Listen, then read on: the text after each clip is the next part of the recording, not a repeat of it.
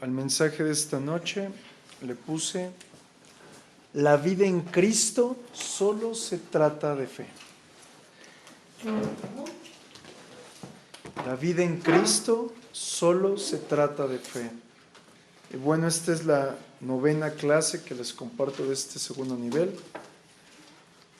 Y vamos a empezar.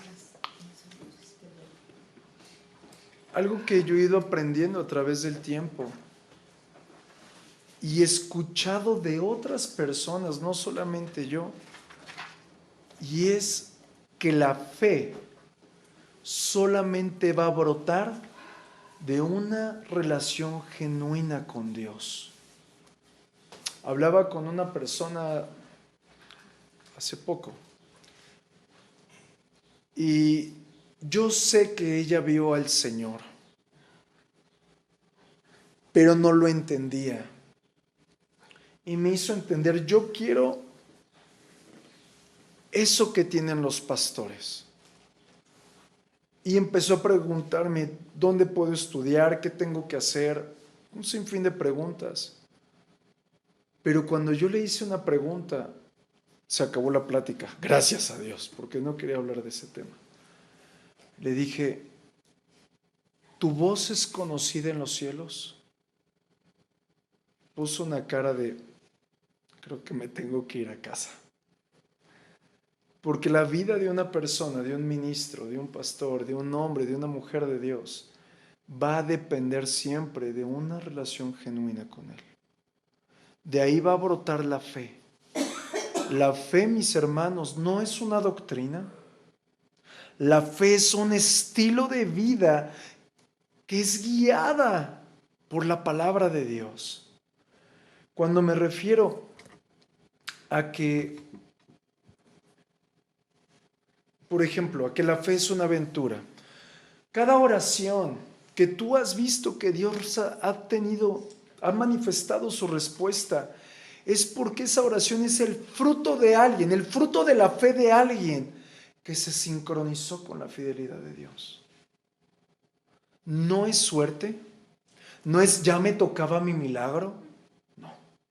Es que la fe de una persona trajo fruto y se sincronizó con Dios. Quiero mencionar una vez más que la fuente de nuestra fe es la palabra de Dios. Por eso en el libro de Romanos, capítulo 10, verso 17, dice: así que la fe viene del oír, y el oír por la palabra de Cristo. Nosotros, mis hermanos, nunca podremos vivir en fe si no estamos empapados de la palabra. Y quiero que nos demos cuenta de algo. ¿Cómo sabemos si estamos empapados o no de la palabra? Bien fácil. Si tú eres consciente de las pláticas que tú tienes todos los días, si en ellas manifiestas de manera continua la palabra, es porque la palabra habita en ti.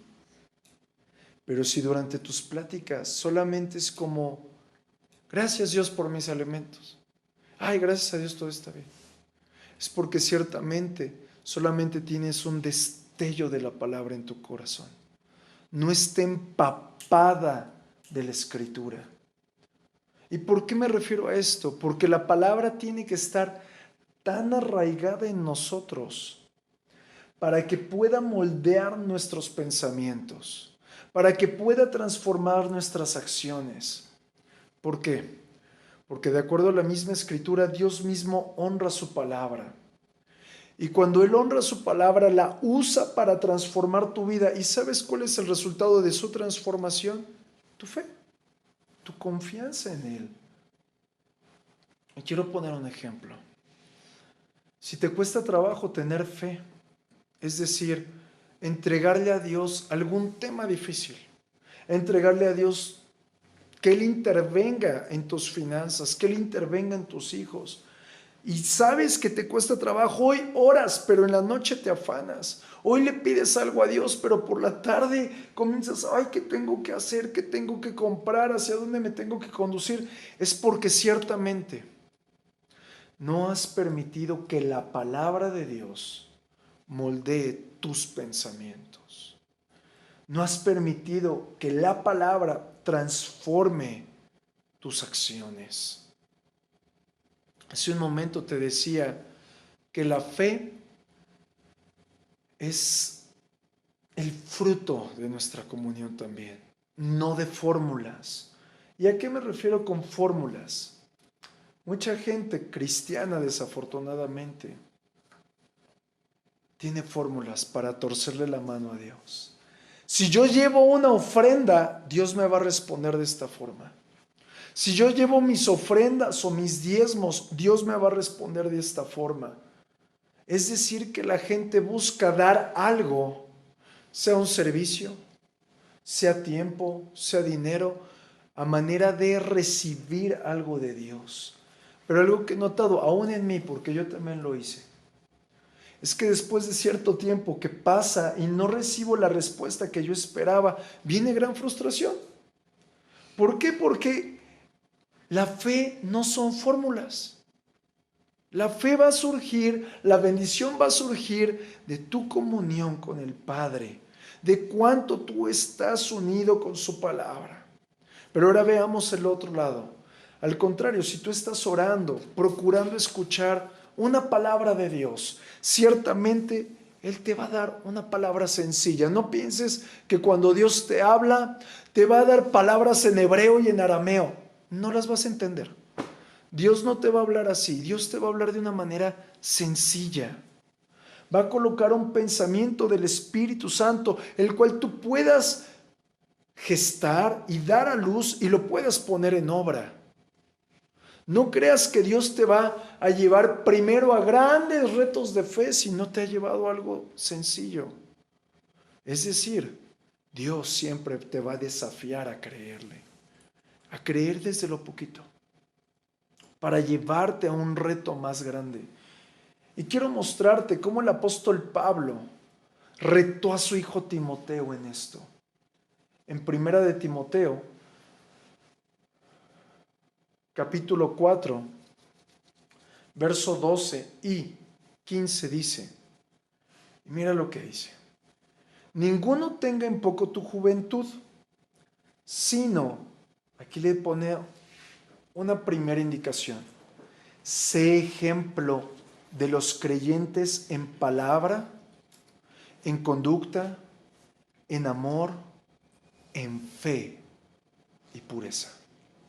Y en el verso 15 nos marca ahora que él pensaba que ya tenía Timoteo cierto crecimiento. Ahora le dice, ok hijo, ahora ocúpate en estas cosas. ¿En cuáles? En la palabra, en la conducta, en el amor, en el espíritu, en la fe y en la pureza. Ocúpate de ellas. Permanece en ellas. Y le pone un apellido para que tu aprovechamiento sea manifestado ante todos. Es decir, que aún el apóstol Pablo nos está retando no solo a tener una pequeña fe, sino a permanecer en fe y crecer en ella. El camino que yo he descubierto en el Señor para poder crecer en mi fe, para poder ir creciendo en madurez espiritual, está ligado a tres cosas. A la oración, a buscar escuchar su voz, pero a obedecer su voz. Porque no hay nada más terrible para alguien que escuchar la voz de Dios y no ejecutar su voluntad. ¿De qué nos va a servir oír a Dios una sentencia, una orden, si no la tomamos en cuenta? Algo que también he ido descubriendo en esta vida de fe es que todo es un día a la vez. Y quiero explicarte esto. Cada día debes determinar agradar a Dios. Cada día debes determinar confiar en Dios. Pero también cada día de tu vida, por lo menos esto yo lo decidí y espero que tú también lo decidas. Dar algo de mí. ¿Qué es dar algo de mí? Tiempo, dinero, servicio, amor, prestar mis oídos, aun cuando me cueste trabajo, dar algo de mí a manera de honrar al Padre. Y quiero ponerles un ejemplo. En el Antiguo Testamento observamos que el Señor enseña al pueblo de Israel a tener fe. ¿Cómo? Un día a la vez. ¿Cómo? Dice la Escritura que iba a caer maná del cielo. Y el Señor les da una sentencia: no lo acumulen para el día siguiente. ¿Se acuerdan? Un día a la vez. Un día a la vez. Y obviamente, para ellos, yo creo que generó una gran incertidumbre, porque hoy ya había llovido, pero ellos no sabían si mañana llovería. No sabían si el Dios que proveyó hoy también proveería mañana. Y por eso quiero decirte que caminar en fe es una gran aventura, donde nos damos la oportunidad de probar la fidelidad de Dios cada día. Si retomamos lo que dice la Escritura, Jesús mismo declara: el pan nuestro de cada día, dánoslo hoy. No dice: danos el pan de 40 días por adelantado. Sería muy fácil. Sería buenísimo. Pero hay un error que aún yo mismo he vivido. Quizás ustedes no, ustedes son gente de Dios. Pero hay veces que yo me esfuerzo por pedir hasta por muchos años de adelanto. Por mucho tiempo. Señor, dame la seguridad para N años. Dame la seguridad que mis hijos tengan esto, que hagan esto. Y me olvido del día de hoy. ¿Y a qué me refiero con esto? La evidencia de que muchos nos anclamos en eso es de que muchos, después de que Dios les da algo, ahora tienen más seguridad en lo que tienen en su mano: dinero, una familia, una casa propia, algún ministerio o aquello con lo que el Señor te haya bendecido, a tener seguridad en una propia oración. ¿Me doy a entender? Es decir, no es fácil vivir por fe, no es fácil vivir en fe, pero el reto es siempre confiar en Dios. Ciertamente, mis hermanos, yo mismo he vivido que Dios provee con mucha anticipación, y he encontrado por qué Dios a veces provee con anticipación: para aprender a administrarnos. Pero hay veces que Dios no provee con anticipación, y eso no nos debe de quitar nuestra confianza en Él. Al contrario, tenemos que aprender a vivir esta aventura de fe. Amén. Ahora quiero que veamos también lo que involucra la fe. Aun cuando ustedes no lo crean, también vivir en fe es aprender a disfrutar las cosas sencillas, no las cosas ostentosas. Porque de algo que yo he aprendido en las cosas ostentosas es que nunca van a saciar tu alma. Y de aquí viene un compromiso que yo he deseado adquirir para vivir en fe. Y es que mi vida en fe tiene que estar bien equilibrada entre lo que objetivamente, genuinamente necesito y entre lo que deseo. ¿Estamos de acuerdo? Hay un abismo de diferencia entre lo que hoy necesito y lo que deseo. Y es ahí donde arraiga que no trastabille nuestra fe y no pidamos cosas que ciertamente Dios te dirá: ¿para qué lo quieres? No te va a servir. O si te sirve, va a ser para desviarte de mi propósito. ¿Estamos juntos?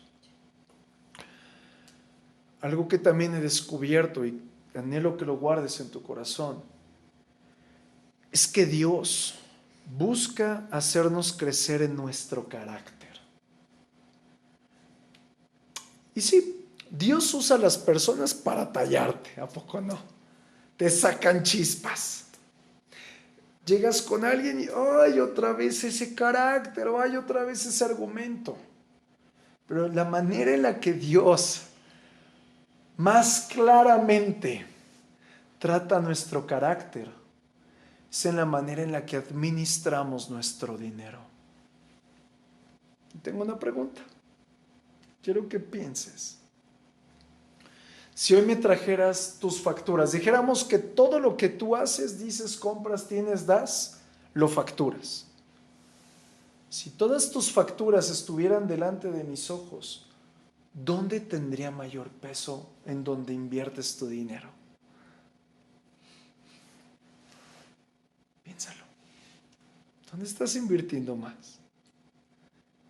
¿Por qué? Porque algo que he descubierto es que el dinero que no se administra con disciplina y generosidad se convierte en una trampa. Por ello, vuelvo a repetir, la clave de mantener un equilibrio correcto es hacer la gran diferencia entre lo que deseo y lo que necesito. Y eso mantenerlo sometido a la voluntad de Dios. Y el apóstol Pablo nos describe esto de una manera muy sencilla, en la cual él encontró satisfacción total. Y es en Filipenses, capítulo 4, verso 12 y 13. Mira lo que el apóstol declara. Sé vivir humildemente y sé tener abundancia. En todo y por todo estoy enseñado, así para estar saciado como para tener hambre, así para tener abundancia como para padecer necesidad. Todo lo puedo en Cristo que me fortalece. Mis amados, el llevar un modo de vida de manera sencilla no es sinónimo de pobreza, porque Dios nos bendice de manera abundante para que todo lo podamos disfrutar. Pero sabes, algo que yo he descubierto es que muchos se desvían en el deleite de las riquezas y comienzan a colocar su confianza en lo que ya tienen que en aquel que les proveyó lo que hoy tienen. La fe, mis hermanos, una fe que quiere crecer, una fe que busca un milagro, siempre tiene que estar sometida a la obediencia. Estamos juntos. Y un ejemplo muy sencillo es cuando Jesús alimenta a los 5,000. Dice la Escritura que Él dio una orden, una sencilla orden. Y a causa de la obediencia de los apóstoles, la gran multitud pudo recibir el milagro. ¿Y cuál fue la orden?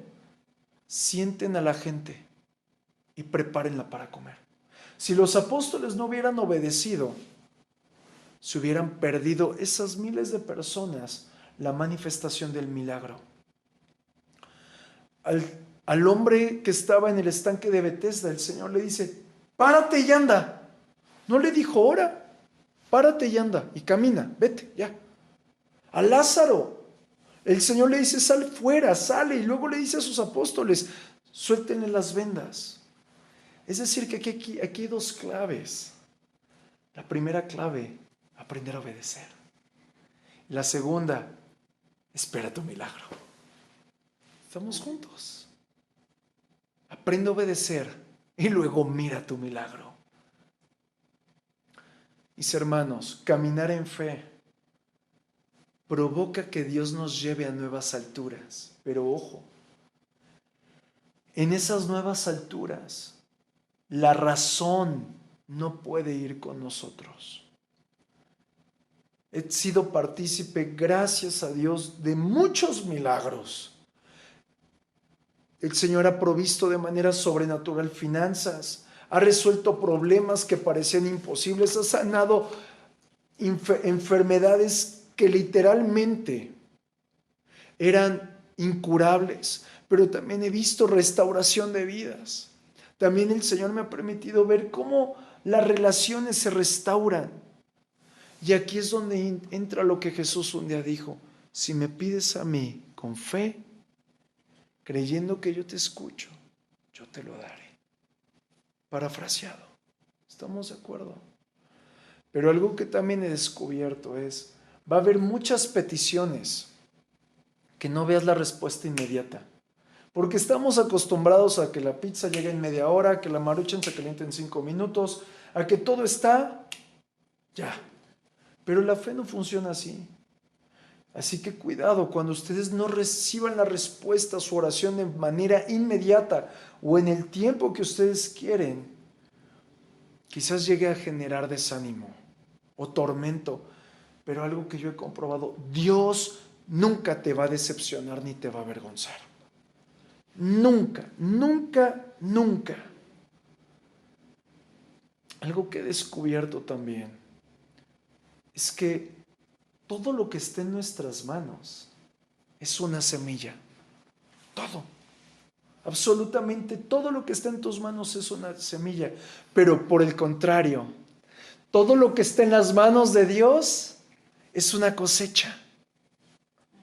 Es decir, hasta que tú sueltas tu semilla, Dios soltará su cosecha. Y quiero mostrarte, tu semilla va desde una oración, va desde servir fervorosamente, sembrar tu propia vida o cumplir tus promesas que has hecho con Dios en la intimidad y aún honrarlo a Él con tus diezmos y ofrendas. Pero es hasta que aprendemos en un vivir para servir y para dar, en vez de tomar y acumular, entraremos a la dimensión donde Dios toma el control. La pregunta es, ¿en qué dimensión estás viviendo? Porque es muy fácil pensar, ay, qué bonito lo que está diciendo, pero lo tenemos que vivir. Al paso del tiempo, es algo que hemos platicado en muchas ocasiones. He encontrado que una persona que ha conocido a Dios, obviamente no genuinamente, sería una tontería decir yo conozco genuinamente a Dios, porque Dios es infinito. Pero cuando has ido conociendo a Dios, abre tus oídos, dejas de ocuparte más en trabajar para Dios. ¿Escuchaste? Dejas de ocuparte más en servir a Dios y comienzas más a ocuparte en ministrar su corazón. ¿Por qué? Porque al ministrar el corazón de Dios provoca que mi corazón sea asentado en su presencia. Porque el servir a Dios, aún a muchas personas, los desconecta de amar a Dios. Estamos juntos. Podemos ver muchas iglesias trabajan y trabajan. Pero no hay una relación. Es más importante una relación genuina con Dios, ministrar el corazón del Padre, que mi corazón esté aterrizado en su presencia, que el servir y servir y servir y servir y servir y servir. Estamos juntos. ¿Y cómo voy a ministrar el corazón del Padre? Pasando tiempo con Él. Quiero compartirles algo muy interesante que yo he vivido en mi comunión con el Señor. Cuando tú estás metido en su presencia, Él comienza a prepararte para la siguiente tarea que has de adquirir. No sabes cuál es, pero el Señor desde ya te está preparando. No importando lo que te dediques, pero también algo que he descubierto es que sin oración nunca podremos tener una perspectiva correcta de nuestro futuro. A todos los hombres y mujeres les preocupa qué va a pasar en X años. Pero si tú no te anclas en tus tiempos de oración, nunca tendrás una perspectiva correcta. También he visto que a través de la oración, el Señor te prevé de las crisis. Te anuncia, viene esto conflictivo, sal de tus deudas. Viene esto difícil, arréglalo desde ahorita, pero es desde la oración. Pero también en la oración el Señor nos empuja y nos despierta a huir del peligro. Si nosotros no estamos unidos ministrando el corazón del Padre, no nos vamos a enterar de aquellas cosas que Dios ya nos libró, pero nosotros ahí vamos al matadero.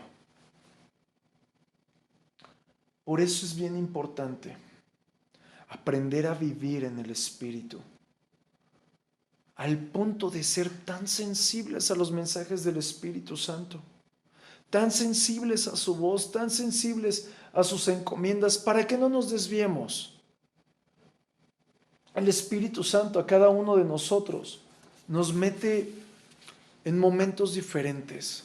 Es decir, a algunos el Señor les dé liderazgo de algo para entrenarlo, para equiparlo en cierta área.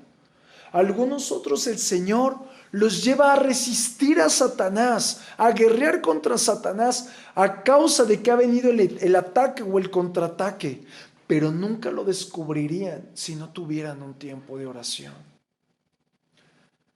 Hablando de la oración, orar en lenguas es necesario.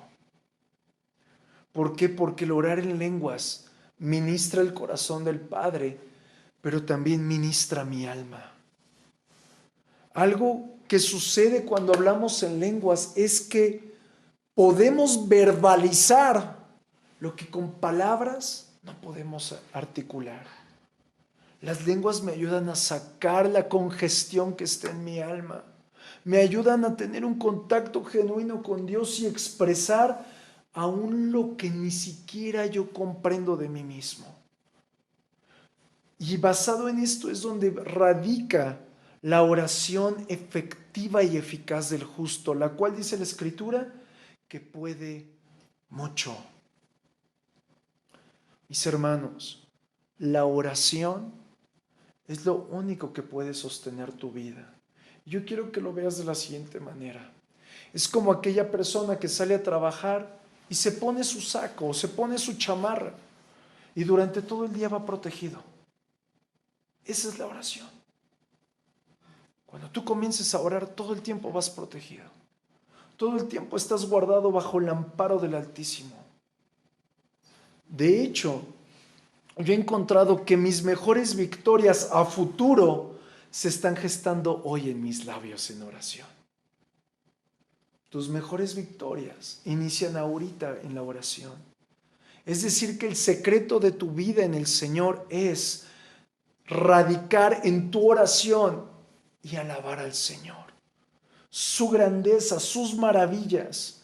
Porque a más tú exaltas a Dios, más comprenderás lo grande, lo poderoso, lo glorioso que Él es para ti y al mismo tiempo tu fe crecerá. Tu vida crecerá en Él. La oración yo he visto de muchos, y aún en mi vida, y lo digo con vergüenza, que siempre la basamos en pedir. Pedir y pedir y pedir. No. La oración, la base no es la petición. Es el deseo de conocer a Dios. El deseo de saber quién es Él. Si ustedes quieren mantener victoria hasta el final de sus días, mis hermanos, necesitamos permanecer arrodillados en oración, pero también levantando nuestras manos a causa de la grandeza de quién es Él. Y quiero tocar un tema delicado. La vida de cada uno nunca va a estar contada por la largura de días que vivas en la tierra, sino por la profundidad del compromiso que tú tengas con la voluntad de Dios.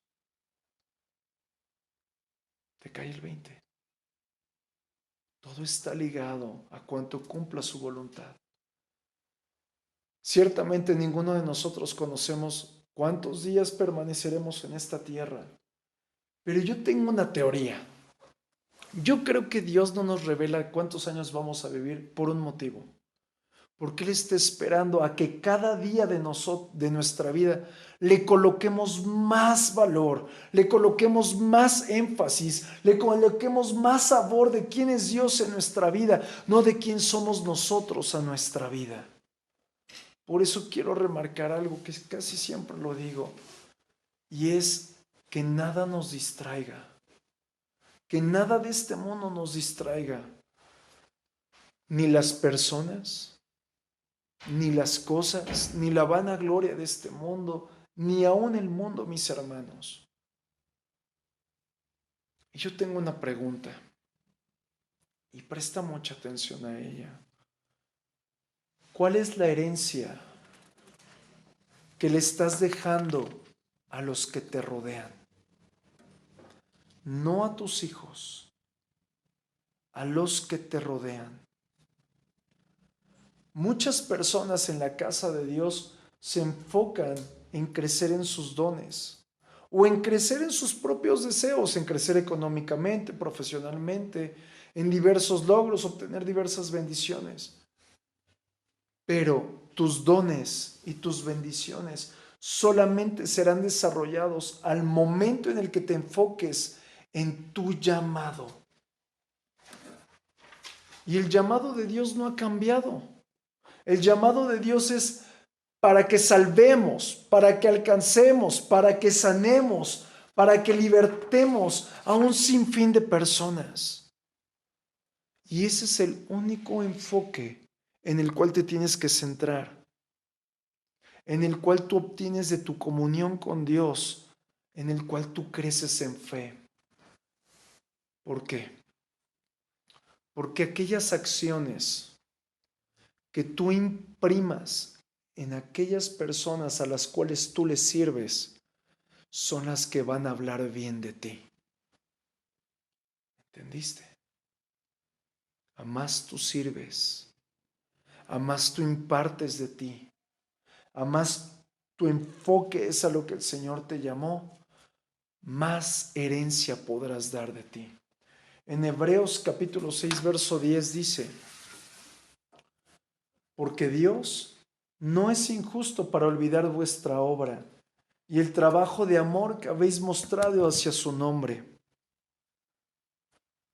habiendo servido a los santos y sirviéndoles aún. Y con esto quiero ir terminando. Nuestro enfoque, mis hermanos, tiene que ser dejar una huella en las personas que nos rodean a través de hablar su palabra. Nosotros tenemos que honrar nuestro llamado para que refleje a los demás el privilegio y lo bendecidos que somos. ¿Por qué? Imagínate que el Dios del cielo te escogió a ti para manifestar su gloria en esta tierra. No todos tienen ese privilegio. Tenemos que honrar nuestro llamado. ¿Y cómo lo vamos a hacer? Buscando hacer su voluntad y guardando nuestro testimonio. Recordemos que nuestro llamado es irrevocable, mis hermanos.